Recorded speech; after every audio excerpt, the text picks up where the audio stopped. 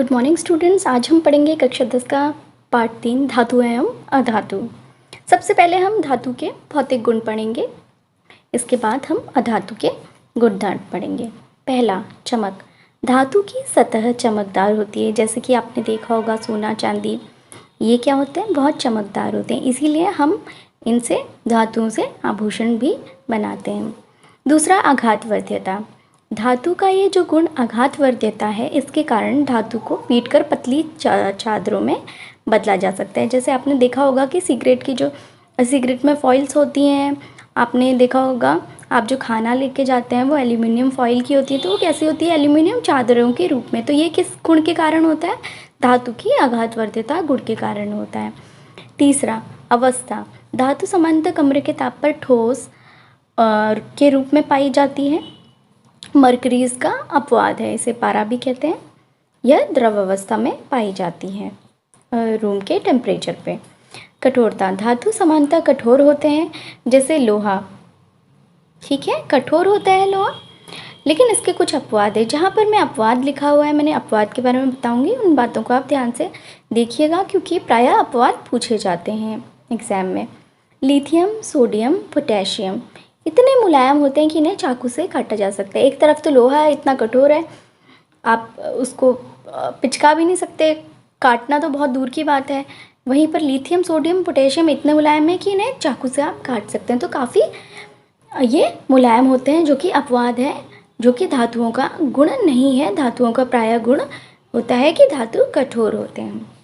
इसके बाद तन्यता। तन्यता का अर्थ है धातु का वह गुण जिससे हम धातु को लंबी लंबी तारों के रूप में खींच सकें, लंबी तार में परिवर्तित कर सकें। जैसे तांबे के तार, आपने बिजली के तार देखे होंगे अपने घरों में, उसमें क्या होते हैं, पतली सी तारें होती हैं, है ना, तो वो किसकी बनी होती है, धातु की बनी होती है। और ये किस गुण के कारण संभव हो पाता है, धातु के तन्यता गुण के कारण।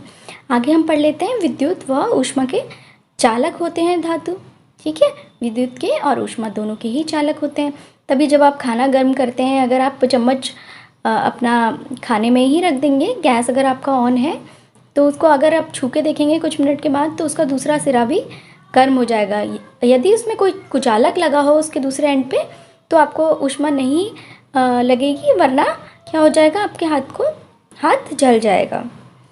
तो ये ऊष्मा के कुछ सुचालक होते हैं धातु, और विद्युत के भी सुचालक होते हैं, तभी इन्हें विद्युतीय तार में विद्युत के ट्रांसफ़र के लिए हम यूज़ करते हैं। अपवाद, सीसा व पारा कुचालक होते हैं, यह अपवाद है। वैसे प्रायः धातु चालक होते हैं, लेकिन सीसा व पारा कुचालक होते हैं।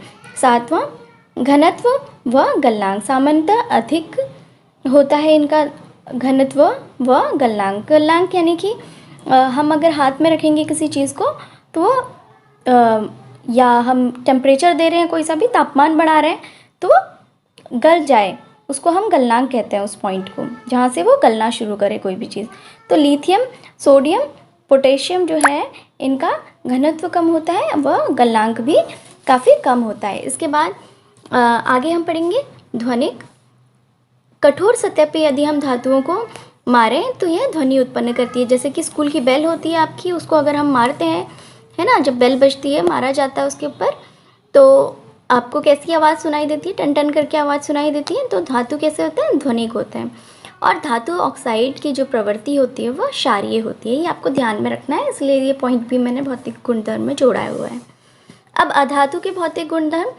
चमक। अधातु में प्रायः कोई चमक नहीं होती। जैसे अगर कोयला देखेंगे आप, घर में अगर लकड़ी जलाते हैं, कोयला होता है, या फिर कोई और अन्य, अगर बाज़ार से आप कोयला खरीदेंगे, तो उसकी जो चमक होती है, नहीं होती है उसमें चमक, है ना, चमक नहीं होती है। लेकिन आयोडीन इसका अपवाद है। तो अधातु में वह कौन सा, धातु तो चमकदार होते हैं, लेकिन अधातु भी एक अपवाद है, आयोडीन, जिसकी सतह चमकदार होती है। इसके बाद आघातवर्ध्यता का, यानी कि इनको हम पीठ के चादर के रूप में नहीं परिवर्तित कर सकते। अवस्था इनकी अधातुओं की ठोस या गैस होती है कमरे के ताप पर।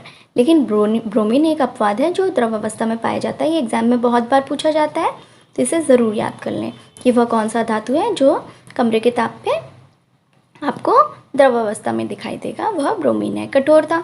यह कठोर नहीं होते, जैसे कोयला एकदम टूट जाएगा, है ना, हाथ से टूट जाएगा, लेकिन अपवाद है, कार्बन का दूसरा अपरूप हीरा है। एक अपरूप कोयला भी अपरूप है कार्बन का, लेकिन हीरा ऐसा अपरूप है जो प्राकृतिक रूप से सबसे कठोरतम प्रकृति में पाया जाने वाला वस्तु है हीरा।